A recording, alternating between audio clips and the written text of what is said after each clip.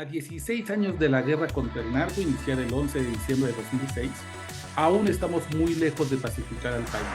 Oye, querido Oscar, ¿es terrorismo esto? Y son capaces ya, en la oferta de la violencia, de disparar indiscriminadamente contra población civil no relacionada con grupos criminales. Y eso fue lo que lamentablemente vimos. Nunca tuvieron códigos, nunca fueron personas honorables. El crimen organizado siempre fue sucio. Pero ahora, en este momento, juegan más rudo que nunca. ¿Que hay contubernio entre los grupos criminales y Morena, entre el crimen organizado y López Obrador?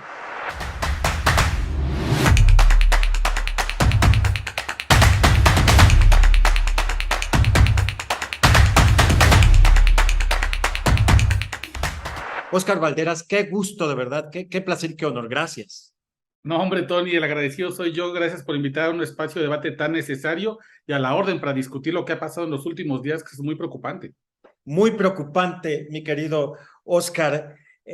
No habíamos visto, creo que hemos llegado a límites tremendos, ¿no? Desde Calderón, desde Peña Nieto y ahora con López Obrador. Pero me parece que lo que está pasando nos rebasó. ¿Es así, mi querido Oscar? Fíjate que yo creo que cada vez que hemos llegado los mexicanos a pensar que encontramos el límite del horror en las acciones violentas de los grupos criminales, siempre resulta que pueden empujar el límite un poco más. Esta frase lo he escuchado de llegamos al límite, esta debe ser la última frontera del miedo. Hay siempre, siempre lamentablemente un hecho violento que nos recuerda que aún no tocamos fondo. Y lo que vimos la semana pasada con los hechos violentos en Guanajuato, en Jalisco, en Chihuahua, yo creo que es la confirmación de que a 16 años de la guerra contra el narco, iniciada el 11 de diciembre de 2006, aún estamos muy lejos de pacificar al país. Y las consecuencias que nos advirtieron durante mucho tiempo de implementar una estrategia de seguridad únicamente basados en descabezar a grupos criminales, en atrapar a los capos, que iba a generar una hidra de grupos criminales, es lo que estamos viendo en este momento.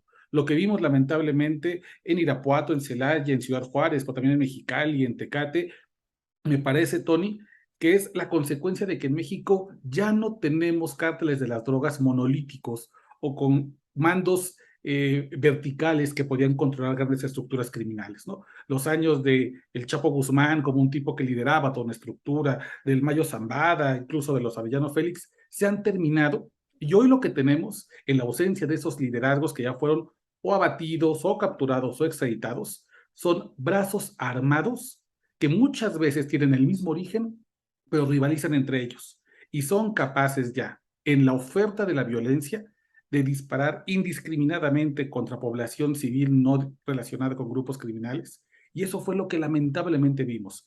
Acciones parecidas a las de grupos terroristas, pero realizadas por grupos criminales en México que están dispuestos a todo con tal de defender sus territorios. Oye, querido Oscar, ¿es terrorismo esto? Mira, son técnicas que utilizan grupos terroristas, pero no es terrorismo per se.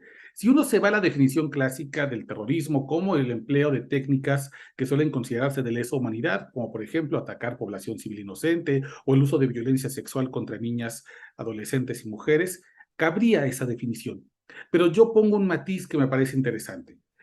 Los grupos terroristas, pensemos en los clásicos, Al-Qaeda, Boko Haram, ISIS incluso, buscan destruir al Estado para ellos convertirse en el régimen.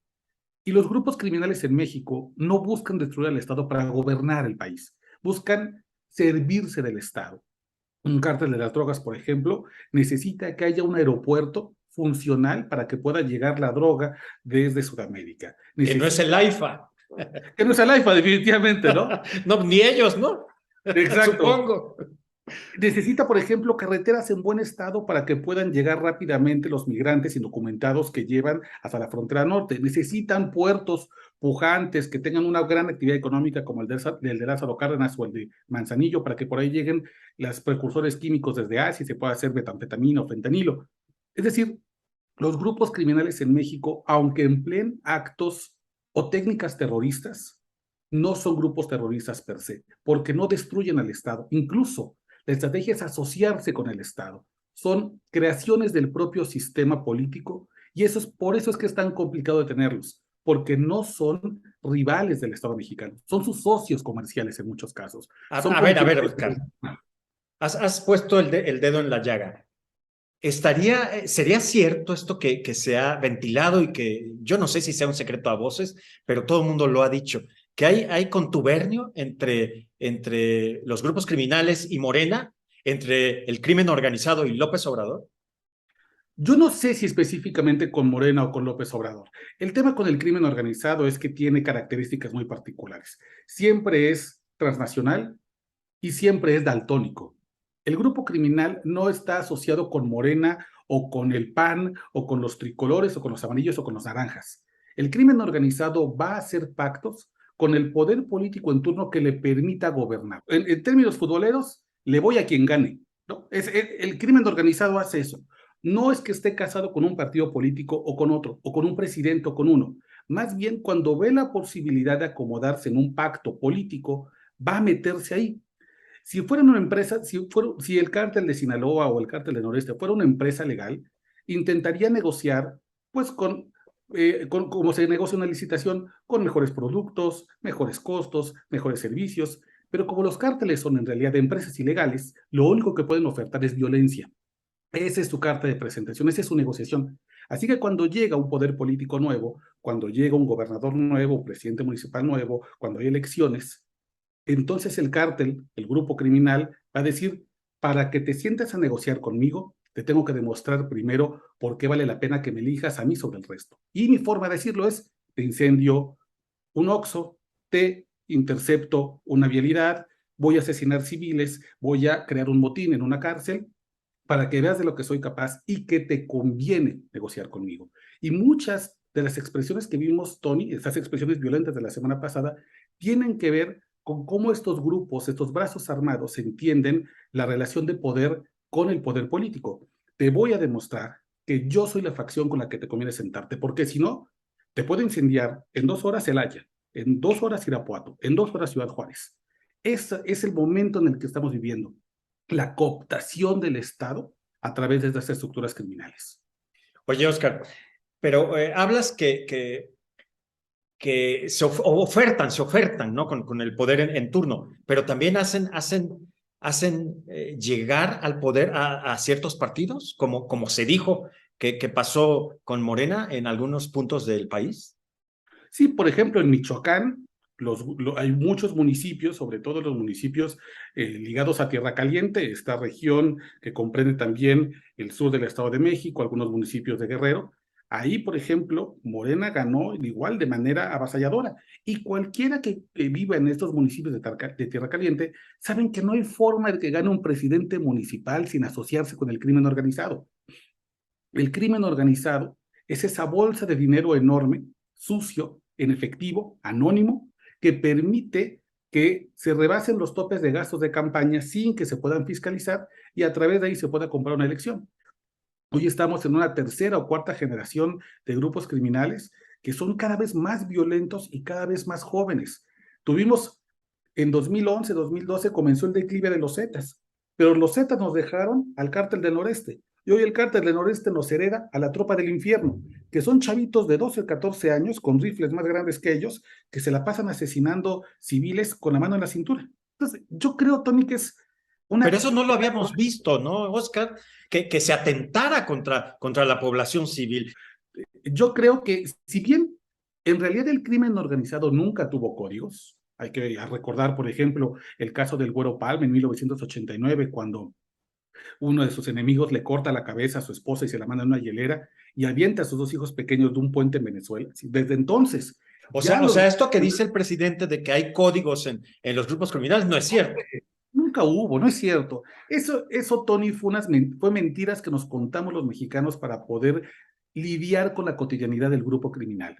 Esto de que no atacan niños inocentes no es cierto, esto no es verdad. Siempre lo hicieron, pero siempre lo hicieron de manera selectiva. Hoy vemos una explosión de violencia muy dura y además constante.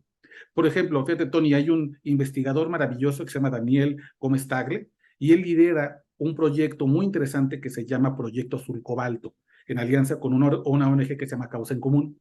Este proyecto lo que está midiendo es cuántos policías son asesinados en el país. Una cosa terrible, porque además el asesinato de un policía en cualquier lugar del mundo, en Estados Unidos, por ejemplo, movilizaría al Estado completo. Un policía asesinado. Y aquí en México, el crimen organizado mata un policía al día. Pero de repente, el proyecto Azul Cobalto empieza a registrar una tendencia desde hace 3 años terrible, que es que los criminales están ya asesinando a las esposas de los policías y a los hijos de las policías. Cerca del 4 de cada 10 policías en México que son asesinados mientras estaban francos, es decir, en su día de descanso, sin arma, sin chaleco antibalas, y casi 1 de cada 10 son asesinados en su propia casa, en presencia de su familia. Es decir, nunca tuvieron códigos, nunca fueron personas honorables. El crimen organizado siempre fue sucio, pero ahora, en este momento, juegan más rudo que nunca. Por eso yo creo que la exigencia de muchos ciudadanos de decir abrazos, no balazos, no funcionó. La violencia está muy por arriba de los niveles posiblemente aceptables en cualquier país con instituciones democráticas sólidas.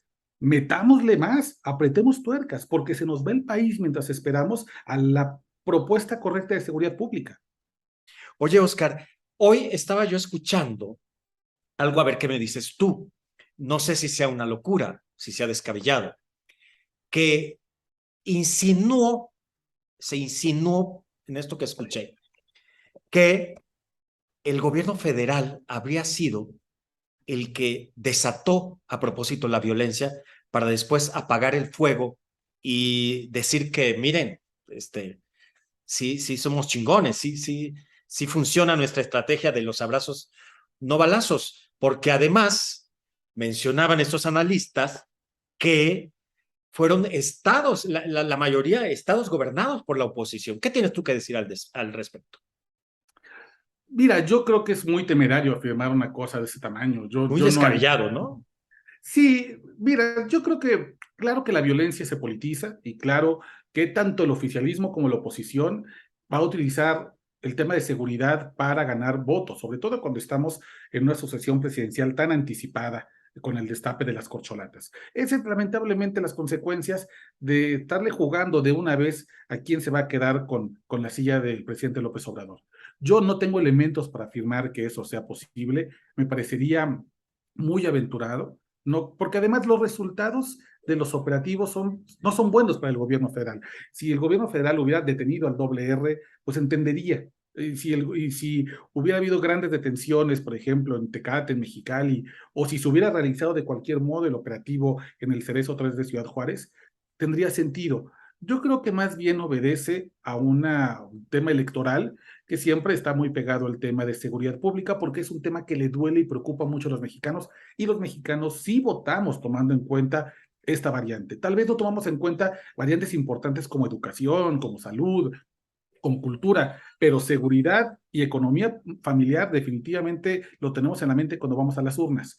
Yo lo que veo, en todo caso, es que estos actos de violencia nos tienen que obligar a debatir lo que nos está preocupando a muchas personas que nos interesa el tema. Es si la militarización de la seguridad pública puede o no realmente restar poder a estas acciones criminales que vimos que cómo nos lastiman. El hecho de que la Guardia Nacional pase por un decretazo a la Defensa Nacional, yo creo que no va a solucionar para nuestros problemas. Y además, lo peor es que la experiencia, Tony, nos dice que una ocupación militar temporal en un lugar como Michoacán, por ejemplo, que fue donde inició el operativo conjunto Michoacán de la guerra contra el narco, puede llevarnos a una temporal disminución de algunos delitos como homicidio, secuestro, extorsión, pero solo es temporal. Y después le añades, lamentablemente, a esa crisis de inseguridad, una crisis de violaciones a derechos humanos, porque los militares no van a actuar como policías, van a ver a cualquier población civil que no tiene uniforme como un potencial enemigo. Y entonces vamos a ver, por ejemplo, pues todo el tema de los retenes, de las ejecuciones extrajudiciales, de la desaparición forzada a manos de servidores públicos. Es decir, es combatir un incendio con una cubeta con gasolina. Y en el debate de cómo vamos ante lo inevitable probablemente de que la Guardia Nacional se militarice, yo creo que hay que pensar si ahí está la solución para frenar todo lo que vimos. Yo creo que ahí está la oportunidad del debate y si de algo nos va a servir ver toda la violencia que vimos en redes sociales de muchos hermanos mexicanos, es justamente para que todos le entremos a esta discusión. Óscar Valderas, experto, periodista de primer nivel, experto en estos temas de seguridad e inseguridad, de crimen organizado, de Fuerzas Armadas. Te lo agradezco infinitamente. Tengo ya unos pocos segundos, Óscar, pero no quiero desaprovecharte. Este contubernio del que se ha dicho con López Obrador y el crimen y demás, se fundamentaría en algunos hechos como haber saludado a la mamá del Chapo, como haber soltado a Ovidio y haber dicho también que son seres humanos que hay que proteger. Mira, yo creo que la única diferencia es que el presidente López Obrador realizó estas acciones frente a las cámaras, pero esto ha sucedido todo el tiempo. Este saludarse con los familiares, encontrarse con socios del crimen organizado, incluso, por ejemplo, la liberación, el Mencho, por ejemplo, Nemesio Ceguera Cervantes, estuvo detenido en el sexenio de Felipe Calderón y después se le soltó, siempre han ocurrido.